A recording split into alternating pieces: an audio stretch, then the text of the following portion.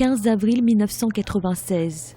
La première audience publique de la Commission Vérité et Réconciliation débute en Afrique du Sud.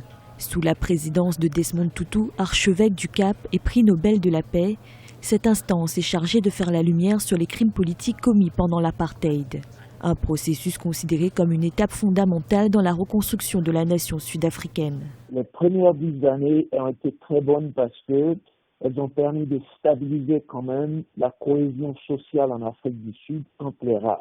Et donc la commission, ce qu'elle a réussi à faire sous le patronage du Bishop Tutu, de permettre aux gens de se réconcilier, pas vraiment totalement, mais de comprendre que l'avenir de l'Afrique du Sud restait vraiment dans la réconciliation, parce que si ce premier moment temporel n'a pas été réussi, l'Afrique du Sud serait allée dans un chaos social incroyable.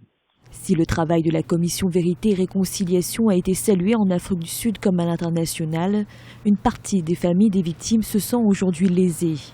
Les réparations matérielles et les indemnités ont été rarement versées, de nombreux disparus n'ont jamais été retrouvés et surtout, très peu d'accusés ont été poursuivis. L'amnistie étant le principe en cas d'aveu et de confession complète. Il fallait quand même une amnistie pour permettre aux gens de comprendre que ce qu'ils avaient fait n'était pas bon.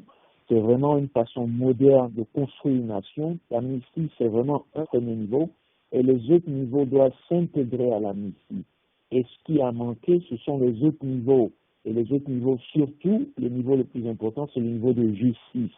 C'est-à-dire que les victimes de ce qui a été fait pendant l'apartheid n'ont pas bénéficié de paiements ou bien de rétributions, de paiements qui leur ont permis d'avoir une vie différente.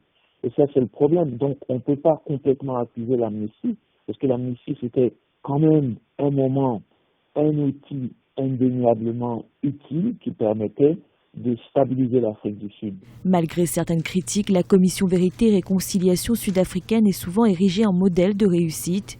Plusieurs pays africains s'en sont inspirés ou souhaitent s'en inspirer, mais ce concept de justice transitionnelle reste encore aujourd'hui difficilement réplicable.